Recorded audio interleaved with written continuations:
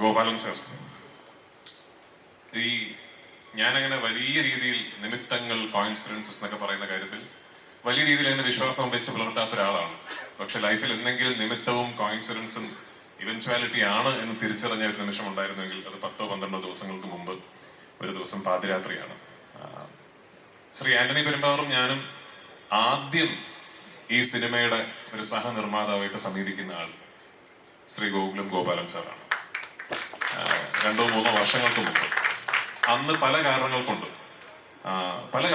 അത് നടന്നില്ല. പക്ഷെ അത് നടന്നില്ല എന്നുള്ളത് കൊണ്ട് അങ്ങനെ ഒരു തെറ്റിപ്പിരിയലൊന്നും ആയിരുന്നില്ല. സാറ് പറഞ്ഞ പോലെ അതിനുശേഷം എപ്പോൾ സാറിനെ വിളിച്ചാലും, നമ്മൾ യാദൃശ്ചികമായി സംസാരിക്കാൻ ഇടയായാലും, കൃഷ്ണമൂർത്തി എന്നെ കാണാൻ ഇടയായാലും, എങ്ങനെ പോകുന്നു ഷൂട്ടിംഗ്, എന്തായി, എവിടം വരെ എത്തി എന്നുള്ള അന്വേഷണങ്ങൾ എപ്പോഴും സാറിന്റെ ഭാഗത്തു നിന്നുണ്ടായിരുന്നു.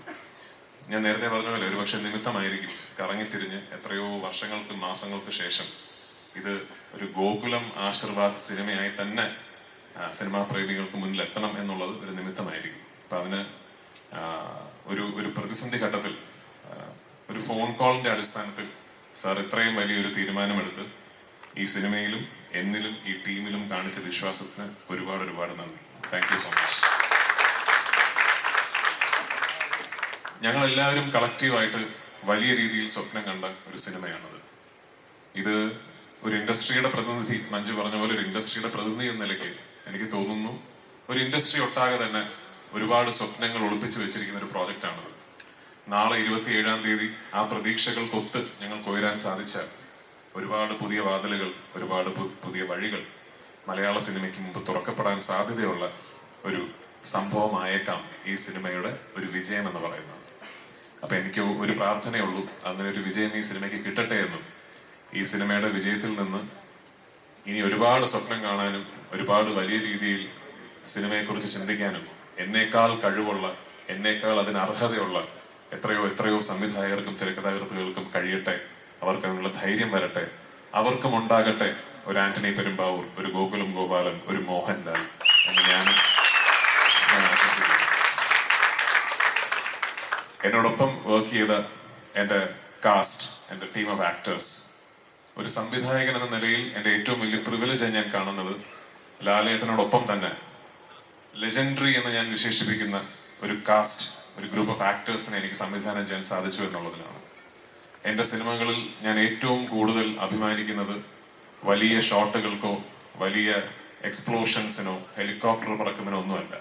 എൻ്റെ സിനിമയിൽ ഞാൻ ഏറ്റവും കൂടുതൽ അഭിമാനിക്കുന്നത് മനോഹരമായ ക്ലോസപ്പുകൾക്കാണ്.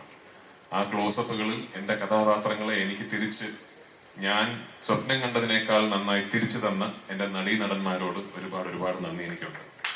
Last but not the least, എന്നോടൊപ്പം വർക്ക് ചെയ്ത എൻ്റെ ഗ്രൂപ്പ് ഓഫ് ടെക്നീഷ്യൻസ്.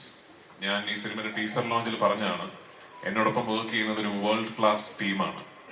ലോകത്തിലെ ഏത് ഭാഗത്ത് പോയി ഏത് ഇൻഡസ്ട്രിയിൽ നിന്നുകൊണ്ട് എത്ര വലിയ സിനിമയും കൺസീവ് ചെയ്യാൻ മാത്രം സ്കില്ലും കഴിവും ടെമ്പർമെന്റും ഉള്ള ഒരു ടീം എന്നോടൊപ്പം ഉണ്ട്.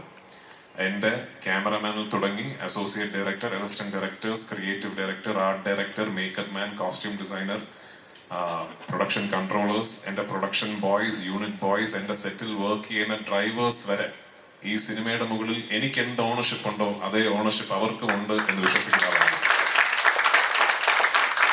എന്നോടൊപ്പം നിന്നതിന്, എൻ്റെ സിനിമയെ ഞാൻ സ്നേഹിച്ച പോലെ സ്നേഹിച്ചതിന്, ഈ സ്വപ്നം എന്നോടൊപ്പം കണ്ടതിന് നിങ്ങൾക്ക് എല്ലാവർക്കും ഒരു വലിയ നന്ദി.